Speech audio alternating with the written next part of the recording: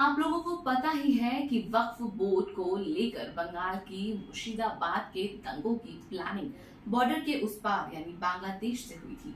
और इन प्लान दंगों में न सिर्फ हिंदुओं के घर जलाए गए बल्कि उनके घर की महिलाओं की इज्जत भी लूटी गई।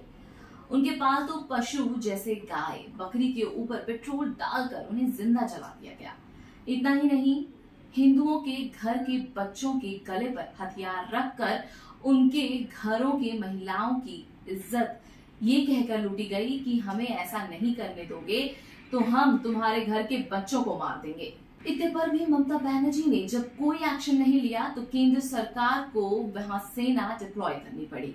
तब जाकर स्थिति कुछ काबू में हुई। बंगाल में चल रहे इस घमासान को लेकर सबने अलग अलग प्रतिक्रियाएं दी हैं। ऐसे में भाजपा नेता और फिल्म अभिनेता मिथुन चक्रवर्ती ने बंगाल की सीएम ममता बनर्जी पर हमला बोल और सेना डिप्लॉय करने की मांग की है। उनका कहना है कि इस वक्त मुर्शिदाबाद में जो हालात बने हुए हैं उसे देखते हुए इस वक्त वहां और सेना की जरूरत है।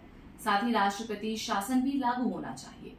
उन्होंने कहा, मैंने कई बार अनुरोध किया है, मैं अभी भी गृह मंत्री से अनुरोध कर रहा हूं कि कम से कम चुनाव के दौरान 2 महीने के लिए सेना को अंदर तैनात करना चाहिए। अगर उन्हें तैनात किया जाता है तो ही निष्पक्ष चुनाव होंगे। मुर्शिदाबाद की भड़की सांप्रदायिक हिस्सा ने कई लोगों को पलायन के लिए मजबूर कर दिया है और इतना ही नहीं, लाखों लोग वहां डर के माहौल में जीने के लिए मजबूर हैं। हालांकि स्थिति अभी सामान्य बनी हुई है, लेकिन माहौल में तनाव अभी भी महसूस किया जा सकता है।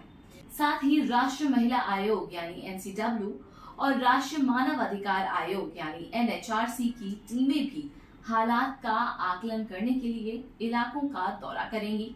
इसी बीच संगठन ने पश्चिम बंगाल में राष्ट्रपति शासन लगाने की भी मांग की है। दूसरी ओर तृणमूल कांग्रेस यानी टीएमसी ने दावा किया है कि मुर्शिदाबाद की घटना एक पूर्व नियोजित साजिश का हिस्सा थी। अब सत्य घटना क्या है ये तो हालात बताएंगे, पर इस पर आपका क्या मानना है ये आप हमें कमेंट सेक्शन में जरूर बताएं।